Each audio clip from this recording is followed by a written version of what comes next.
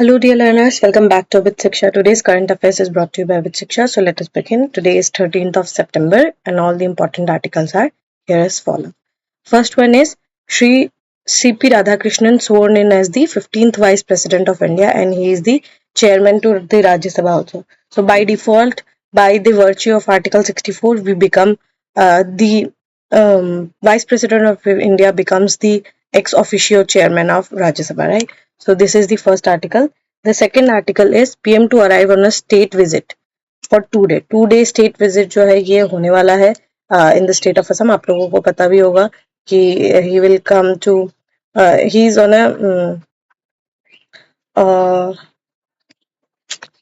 he's on a mission, he's on a trip, right? Trip to Assam, West Bengal, then he will go to Mizoram and then he will go to West Bengal. ठीक है, तो ये 3 states का उनका एक trip है and Assam में वो सबसे फर्स्ट आएंगे. And this one article is written by doctor Sarbananda Sonowal. ठीक है, तो ये वाला आर्टिकल मुझे अच्छा लगा. इसमें बहुत अच्छे फैक्ट्स थे कुछ जो हम लोग डायरेक्टली यूज कर सकते हैं इन आर एग्जामिनेशन. तो दैट इज इम्पोर्टेंट. तो ये 3 आर्टिकल आज के इम्पोर्टेंट है. Let us look at the first news. The first one is doctor Shri CP Radhakrishnan sworn in as the 15th Vice President of India and Chairman of राज्य सभा. ठीक है, तो यहाँ पर क्या है, उनका पूरा नाम हम एक बार देख लेते हैं. चंद्रापुरम पोन्नुस्वामी राधाकृष्णन. ठीक है, this is the full name of Shri CP Radhakrishnan. He is sworn in as the 15th Vice President of India. He later assumed the charge as chairman of the Rajya Sabha in the office. तो 63 में there shall be a vice president का article है and 64 में ही vice president will be the ex officio chairman of Rajya Sabha. ठीक है, तो ये दोनों आर्टिकल्स एक साथ ही है. एंड जब कोई when somebody swears in as vice president of India automatically they become the ex officio chairman of the Rajya Sabha. ठीक है, so President Draupadi Murmu administered the oath ceremony at the Rashtrapati Bhavan by Prime Minister Narendra Modi and other ministers also. The Vice President of India is the second highest constitutional office in the country after President of India. तो अगर आप order of precedence देखें, it is पहले President of India, then Vice President of India. इस तरीके से third I would like to say Chief Justice of India if I am not wrong. तो इस तरीके से order of precedence होता है. ठीक है, तो Vice President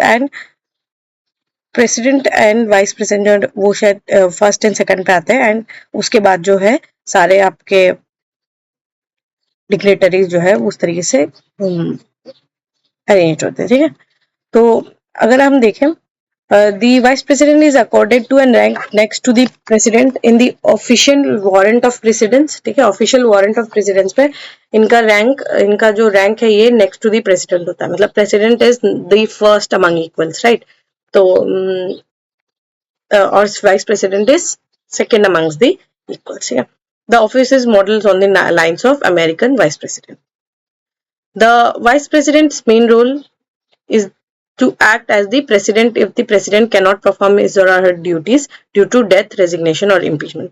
तो उनका काम तब होगा जब president अगर if president is not able to perform his or her duties or यहाँ पर क्या है कि अगर वो अपना ड्यूटी परफॉर्म नहीं कर पा रहे तब वो अपना रोल निभाएंगे. एंड दूसरा उनका एक ड्यूटी है कि ही और she will be the chairperson to the Rajya Sabha. ठीक है, राज्यसभा के लिए वो चेयरपर्सन होंगे. तो मैंने आपको बता दिया आर्टिकल 63 एंड आर्टिकल 64 में ये बात लिखी हुई है. ठीक है, काफी इंपॉर्टेंट रहता है. इस साल इलेक्शंस भी है, that's why it becomes important. ठीक है, समझ आया हमें? चलिए, second is PM to arrive on 2-day visit to the state. ठीक है, तो यहाँ पर बहुत सारे प्रोजेक्ट्स जो है अनाउंस किए जा रहे हैं इन असम, इन मणिपुर ऑल्सो, इन मिजोरम ऑल्सो. ठीक है, तो काफी लंबे जो है लॉन्ग लिस्ट ऑफ प्रोजेक्ट्स है. तो हम देखते हैं क्या क्या यहाँ पर अनाउंसमेंट जो है मेजर हम देख लेते हैं. ठीक है, prime minister Narendra Modi will arrive here on Saturday, that means आज के दिन वो अराइव करेंगे. एंड यहाँ पर कुछ 18,350 करोड़ का जो है प्रोजेक्ट्स यहाँ पर अनाउंस किए जाएंगे और celebration start of celebration of Bharat Ratna doctor Bhupen Hazarika. ठीक है, तो उनके नाम पे हमने देखा था भूपेन हजारिका जी का कॉमेमोरेटिव कॉइन एक मिंट किया जाएगा बाय गवर्नमेंट ऑफ इंडिया. तो इसमें क्या है, असम में ये कॉइन जो है इसको मिंट किया जाएगा ये कॉइन नहीं नॉन सर्कुलेटिंग है, नॉन सर्कुलेटिंग कॉइन है, 100 रुपीज का है, प्योर 99.9% सिल्वर पे इसको बनाया जाएगा। इसका वेट होगा 40 ग्राम्स और 44 मिलीमीटर इसका डायमीटर रहेगा। ठीक है, ये हमने पहले देखा था। अब यहाँ पर असम में और बाकी जगह पर भी बहुत सारे प्रोजेक्ट्स जो है उसको उसका फाउंडेशन ले किया जाएगा, जैसे कि मंगलदोई का जो प्रोजेक्ट है। ठीक है, मंगलदोई का वेरियस प्रोजेक्ट है मंगलदोई में, अभी हम देखते हैं क्या क्या है। सबसे पहले तो है दौरंग मेडिकल कॉलेज खुलेगा वहां पर, जीएनएम स्कूल खुलेगा जो नर्सिंग का स्कूल होता है, बीएससी नर्सिंग का कॉलेज होता है, कॉलेज खुलेगा यहाँ पर। गुवाहाटी रिंग रोड प्रोजेक्ट जो है ये अनाउंस किया जाएगा। ठीक है, रिंग रोड मैंने आपको बताया था ना कि ये एक मेन छोटा रोड है और ये बड़ा रोड है, और ये यहाँ से आपको कनेक्शन मिल जाएगा। तो आप अगर यहाँ से आ रहे, अगर आपको यहाँ जाना, you will come here and then you will come here. तो इस तरीके से पूरा सिटी जो है ये डीकंजेस्टेड हो जाता है अगर हम एक रिंग रोड के प्लान पे बनाए। तो ऐसा रिंग रोड जो है ये आपको बैंगलोर, दिल्ली, चंडीगढ़ जैसे शहरों में देखने को मिलता है। ठीक है, तो गुवाहाटी में भी इस तरीके का एक रिंग रोड जो है बनाया जाए। तो गुवाहाटी रिंग रोड प्रोजेक्ट ये 121 किलोमीटर हाईवे है और ये प्लान किया गया है टू डीकंजेस्ट गुवाहाटी। मैंने जैसे आपको बताया कि डीकंजेशन में काम है। Faster movement of goods and passenger होगा फ्रॉम बायहाटा टू सोनापुर। ठीक है, बायहाटा से सोनापुर तक, जैसे ये बायहाटा वाला रास्ता है, देन बीच में कहीं गुवाहाटी आएगा, बायहाटा से ही सीधा सोनापुर कनेक्ट किया जा सकता है इस तरीके से। ये जो बीच में गुवाहाटी सिटी का जो कंजेशन हमें मिलता है वो नहीं मिलेगा, वो डायरेक्टली बायहाटा टू सोनापुर जो कनेक्शन हो जाएगा, बीच में गुवाहाटी रहेगा। ठीक है, और Modi ji will also later inaugurate Numaligarh में जो बायो रिफाइनरी है उसको भी वो इनॉग्रेट करेंगे। ठीक है, और ही विल ऑल्सो ले foundation for the NRL propylene plant. ठीक है, जो प्रोपाइलिन का प्लांट है उसको भी वो ये प्रोपाइलिन का प्लांट नुमलीगढ़ में ही है। ठीक है, सो इथेनॉल और प्रोपाइलिन दोनों के प्लांट को वो फाउंडेशन करके he will come back and he will also address a public rally in Numaligarh later and he will leave for Kolkata from Jorhat airport. तो कैसे, ऑल्सो वन मोर थिंग, यहाँ पर बहुत सारे प्रोजेक्ट्स है for Manipur.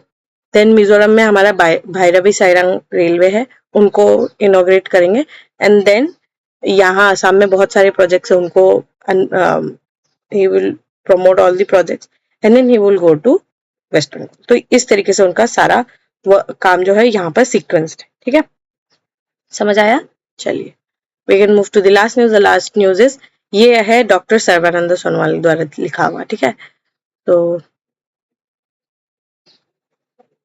Decade of transformation of in north east. ठीक है, किस तरीके से पूरा एक डेकेड, एक दशक हुआ है ट्रांसफॉर्मेशन का इन नॉर्थ ईस्ट। यहाँ पे देखिए बहुत अच्छा लिखा है, for decades North East was treated as countries distant frontier but prime minister Modi has fundamentally reverse the legacy. ठीक है, ऐसा वो कहते हैं। For decades, Northeast region was treated as a distant frontier, with its potential overlooked and people neglected. तो हमारा जो potential था उसको ओवरलुक किया गया, हमारे जो पीपल है उनको नेग्लेक्ट किया गया। हिस्टोरिकल इवेंट्स हमारे साथ हुए, जैसे पार्टीशन हुआ, ट्रॉमा तो हमें मिला ही पार्टीशन का। ठीक है, देन उसके बाद क्या हुआ, 1962 का वॉर, जब चाइना हमारे घर के तक अंदर घुस गया था, तो it had left deep scars. और वहां पे क्या हुआ, गवर्नमेंट ने सक्सेसिवली यहाँ पर, क्योंकि अच्छे से प्लानिंग हम नहीं कर पाए, तो उसके कारण क्या होता है कि हम इंटीग्रेट नहीं कर पाए, बहुत सारे रीजन्स को हम यहाँ पर इंटीग्रेट नहीं कर पाए, और इसके कारण बहुत सारे अपराइजिंग्स हुए, ये हमें पता है। His vision of North East states as Ashtalakshmi has led comprehensive development includes infrastructure, connectivity, investment, environment, culture and piece.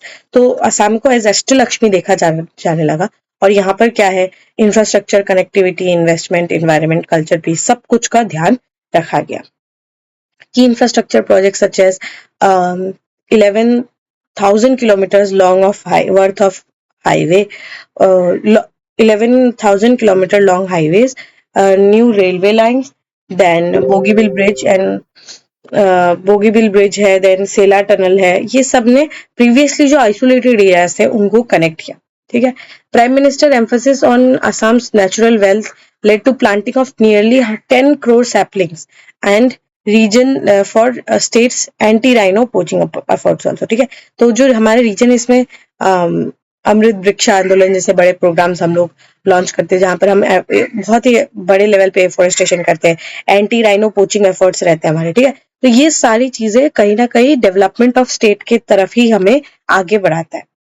Economically, the region has become an attractive investment destination through projects like Advantage Assam Summit, then bamboo-based refinery, जिनको आज Honorable Prime Minister, he is going to inaugurate the bamboo-based refinery in Numoligarh. Then semiconductor facility है in जागी road. ये सारे efforts जो है infrastructure के कारण develop हुए हैं. And to be really honest, this is also one of the region that आपको यहाँ हमारे स्टेट में रैपिड डेवलपमेंटल एक्टिविटीज जो है देखने को मिलेंगे एंड इंफ्रास्ट्रक्चर क्रिएशन भी देखने को मिलेगा. That is very important. ठीक है, अगर हम 1 रुपए, it is not set by me बल्कि it is set by the NITI Aayog also. ठीक है, अगर हम 1 रुपए से इन्वेस्ट करते हैं इन रेवेन्यू एक्सपेंडिचर, ठीक है, तो हमें 0.88 रुपीज का फायदा होता है. ठीक है, 0.88 रुपीज का फायदा होता है. लेकिन वही 1 रुपए अगर हम कैपिटल एक्सपेंडिचर बनाते हैं तो इसका इतना ज्यादा लूपिंग इफेक्ट होता है कि हमें 11 रुपीज का फायदा हो जाता है. ठीक है, तो ये कैपिटल एक्सपेंडिचर पे गेन होता है, ये हमारा रेवेन्यू एक्सपेंडिचर पे गेन होता है. सो आपको देखने को मिलेगा कि capital expenditure even though expensive, लेकिन इसका बहुत लास्टिंग इम्पैक्ट रहता है. ठीक है, इन द स्टेट और in the country also it has lasting impact. तो कैपिटल इन्वेस्टमेंट होना बिकम्स एन एब्सोल्यूट नेसेसिटी. ठीक है, culture pride has also been restored, awarding Bharat Ratna Dr. Bhupen Hazarika and the national recognition of Ahom General Lachit Borphukan. Lachit Borphukan को भी तो हमने nationally recognise किया, right, कि एनडीए में जो बेस्ट कैडेट होते हैं उनको हम Lachit Borphukan gold medal award देते हैं. तो and then not only Ahom General Lachit Borphukan but also Bodo leader Shri Upendra Nath Brahma ji, right, जो हम बोडोफा के नाम से जाने जाते हैं, उनको भी रिस्पेक्ट किया गया. सो ये कहीं ना कहीं कल्चरल प्राइड जो है हमारे अंदर ये इनवाइब कराता है. Prime Minister Modi's symbolic gestures like wearing the Assamese gamusa on national and international stages reflect deep respect to the region's heritage. ठीक है, तो ये आर्टिकल जो है इसमें कुछ थोड़े और यहाँ पे चीजें लिखी हुई है.